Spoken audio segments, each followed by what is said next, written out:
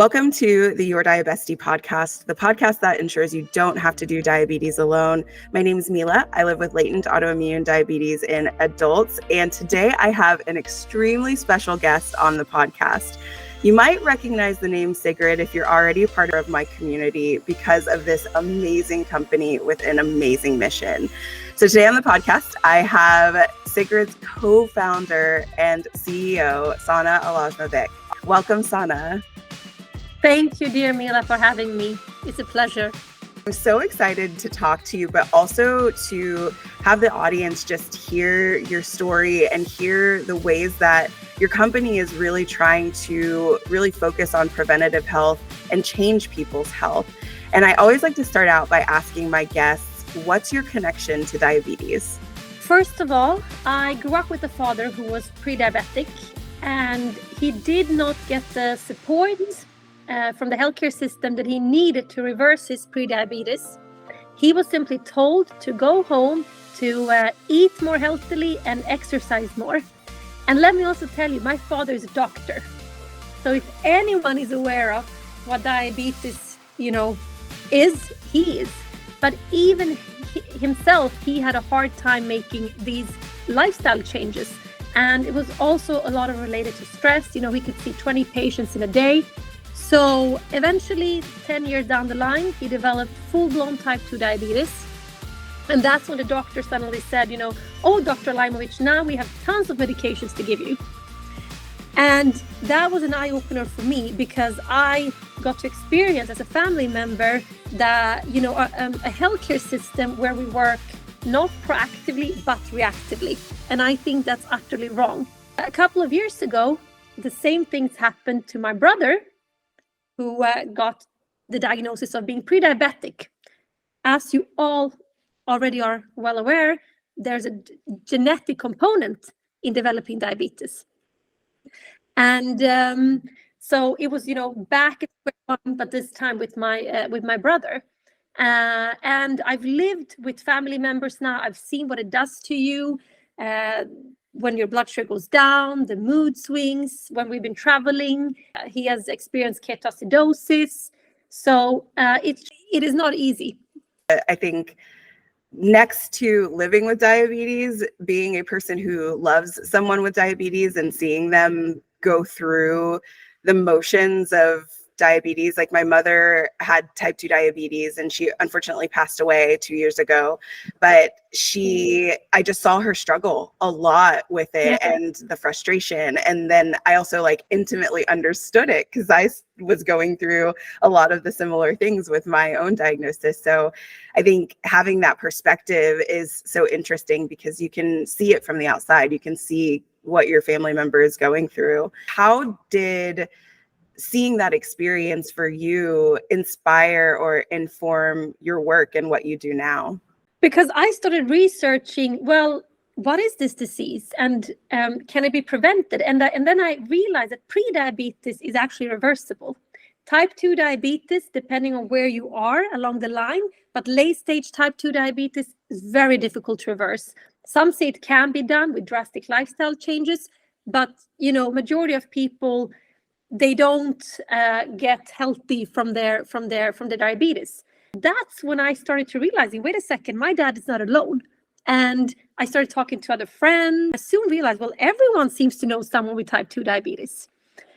And, statistics showed it was 500 million people living with pre-diabetes, another 500 million living with type 2 diabetes. And there has never been a type 2 diabetic which wasn't a pre-diabetic at some point. So that really made me convinced that I wanted to work within healthcare, and I wanted to work within preventative healthcare because that's where I feel we can make the most impact. And I was fortunate enough to meet a professor in physiology, a well-known professor, Tore Bengtsson here in Sweden, which has spent 25-30 years of his career understanding the mechanisms behind why we develop type 2 diabetes. And he had this amazing invention that he has been working on, and I was just taken aback. And I said, we need to get this out to patients, to people, to consumers. It can't just be a great invention, world-class science that's just going to be stuck And so tell us about that invention. So we started Sigrid, and Sigrid is actually a female Viking name. It means beautiful victory. And the beautiful victory we're aspiring to achieve is to bring world-class science and research to consumers and patients so that we can prevent people from falling sick with chronic lifestyle diseases, but also at the same time enable them to live life to their fullest without restrictions. And we have developed and patented a unique technology based on an Silica. It's a natural mineral which is extracted and purified and engineered. So it basically works like a sponge in your gut, and it entraps these digestive enzymes. So it slows down your digestion and reduces caloric uptake and balances out your blood sugar, helps you sustain a healthy weight, and just reduces bloating, gives you more energy, and also prevents you from developing type 2 diabetes. Yeah, it's pretty fantastic and remarkable. And I have to tell the audience too that I heard about this through you guys. You had an event in Miami, but I couldn't attend. Yeah. And so, you were like, we'll send you some product, try it out, see how it does for you. And much like a lot of other things that I've tried out and kind of tested to see like what could make diabetes management easier, I was like, okay, I'll try, we'll see. But I was absolutely shocked in the difference that it made in the stability of my blood sugars. And instead of seeing lines after my meals that were kind of this roller coaster, this like up and down, I was seeing these straighter curves in my glucose. And the only thing that I had changed was taking glucose stabilizer. And Sana has it here if you're watching the video version. Yeah, taking glucose stabilizer, 2 tablets, right before my meal and doing nothing else different. And I was just like, wow, this is really powerful, but also so remarkable, and seeing like the drastic difference from one day to the next. And so it works, and it's backed by clinical studies. Oh my gosh, 13 years of research and development. And just to tie to that, when consumers and patients share this data with us or tell us, I always want to cry because, that's why I've been spending my last decade of my career and my, professional life building this company just to see that impact. And my brother, who was pre-diabetic, has now been using this, and he has been able to reverse to normal stage. He doesn't have pre-diabetes any longer. I feel in one way, I couldn't save my dad, but I've been given opportunity to save my brother, Samir. That's amazing, and like such a testament to what you're doing, and that work has really paid off for sure. And I kind of want to switch gears a little bit, because we talked about healthcare systems being less preventative and more reactive to people's health. Mm-hmm. And one of the kind of like big stories of 2023 was about Ozempic or semaglutide and drugs that are GLP-1 agonists that essentially do very similar things to glucose stabilizer, but they are wildly expensive. They are so hard to come by. There is always a shortage of them, so people can't reliably take them at times. And so I would love to know from you, describe the pros and cons of these medications for the long term versus incorporating something like Sigrid glucose stabilizer into your daily routine. First of all, I think the GLP-1s and Ozempic have a huge role to play for certain patient populations, which today not have access to effective treatments. So I think in that aspect, they are certainly great. I also think what they've made us realize is that obesity is not a choice. It is a complex chronic disease with underpinnings in biology, societal factors, environmental factors, and it's really shift the focus, actually that it can be treated. So I think Ozempic has been a paradigm shift in that way, and in that way it's great. But what it's also happened is that a lot of other people, normal weight people without diabetes, are taking it, which has also led to this shortage we're seeing in patients that really need these medications. And what happens is, this is still a drug which you're injecting. So you are going to have these side effects. There's risk of, there are gastrointestinal side effects, vomiting, nausea, that's one thing. But then 25 to 30% of the weight you're losing is actually muscles. So that will put you at a higher risk for bone fractures. So I think you really need to have, it needs to be a risk-benefit ratio before you embark on these type of invasive therapies. The glucose stabilizer, on the other hand, this is a natural mineral which is engineered to work locally in your gut. There is no systemic absorption. There's nothing going into your bloodstream. It's not affecting other organs. It leaves the body naturally together with food. So it is a non-hormonal solution. It is effective in that it is cutting away these carbs and fats. So you have less caloric uptake, and that is evening out both your lipid curves as well as your blood sugar curves and helping with the weight loss and also the weight control. And is doing so in a very natural, sustainable way. You don't need a prescription to buy the glucose stabilizer. It's at a much affordable price point than Ozempic.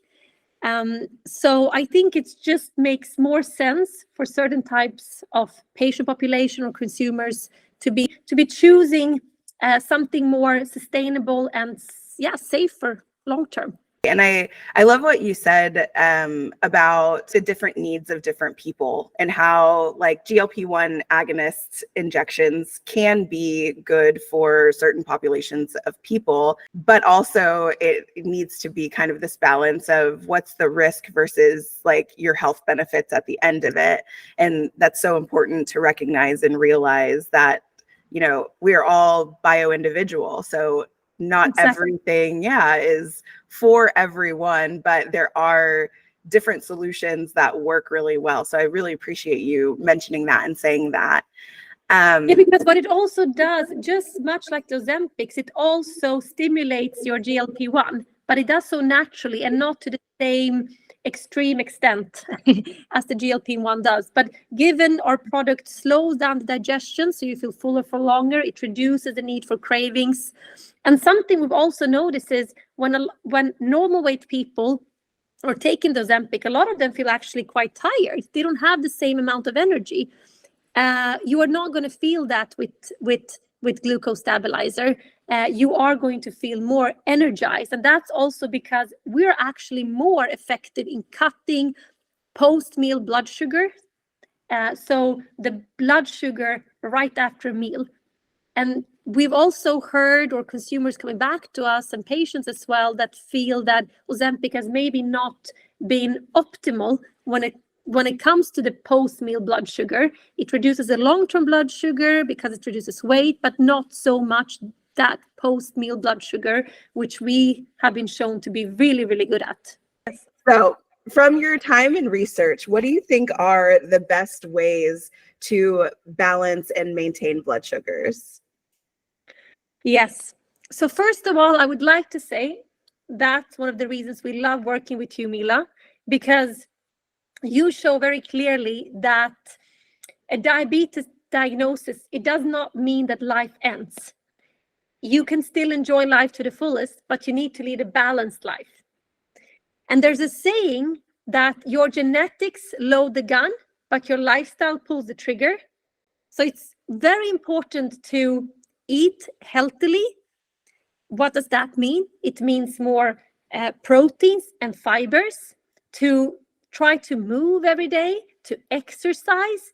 But I also very much believe in living life to the fullest. And, if you want to have that piece of bread, or you want to have that pasta or that glass of red wine, to actually also indulge at times, because that also gives you happiness, and it's a long life you're going to live, hopefully. So you have to also find some pleasure, and food is, especially when we're together with friends and family eating together.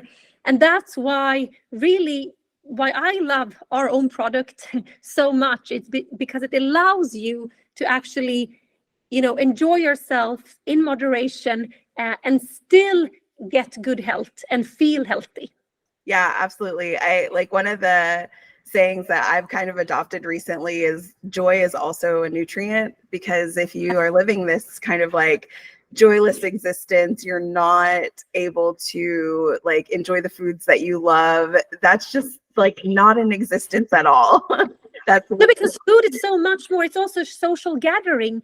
It's a celebration of life. In all of our important celebrations and holidays, we all gather around the table, around food. So it's very hard. And I mean, I've seen it with my own dad. Like, it's been, of course, he's made healthier choices, but we're from Bosnia. You have bread with every meal, and he's not going to cut out that bread. It's going to be very difficult for him. And then I also believe in building a community and seeking out communities like the Hangry Woman, where you can bounce off ideas, where you can find inspiration, where you can help one another. And I think, the work you're doing is amazing and inspiring others. Thank you so much. Recently, you were featured in Forbes about how groundbreaking glucose stabilizer has been in clinical studies. And one of the things that I thought was really interesting was that when you were first seeking out funding, partners told you that prevention was not profitable, that it wasn't like a good area to focus in. And I think that you've really flipped that on its head and proved to them that prevention is something that people really, really want. People want good health. They don't want to live with chronic diseases. They don't want to have to be taking medications every day for the rest of their life. And so for you, kind of seeing it through the whole process, how does it make you feel to know that prevention is really important to people and you're doing something to change that? Thank you for that question, Mila.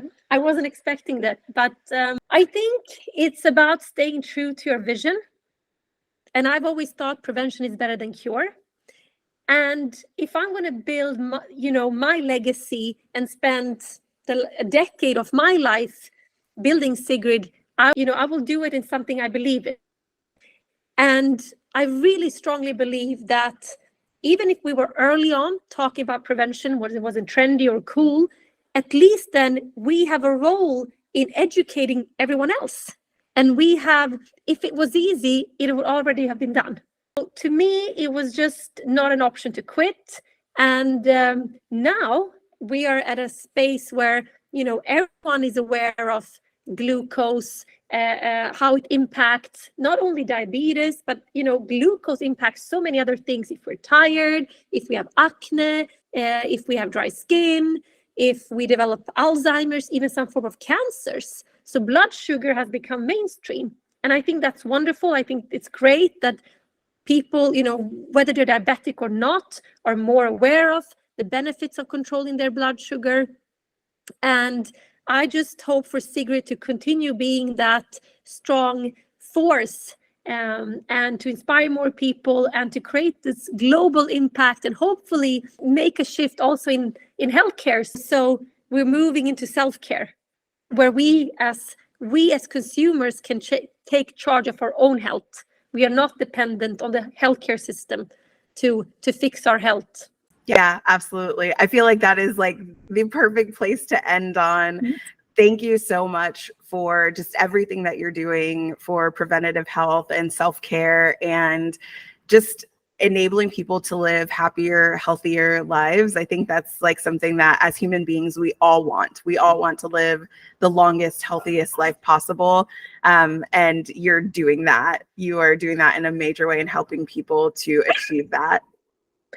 I would also just love to end with this quote. It's not about the years in your life, it's about the life in your years. That is beautiful. All right, that's the mic drop.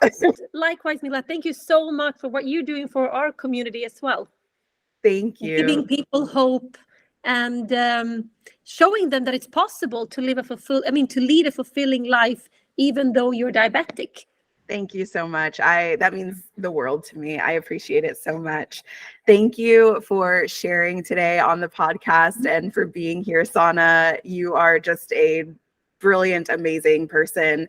I want to let the audience know that if you want to read the transcript of this episode or you want to see the video podcast, visit diabestiepod.com. I'll also leave my link for a discount on glucose stabilizer so that you're able to try it out for yourself and enjoy the benefits of living your best, healthiest life possible. So thank you again, Sana, for being on the podcast today. And I hope that everyone has a great one. I'll see you next time. Bye, guys.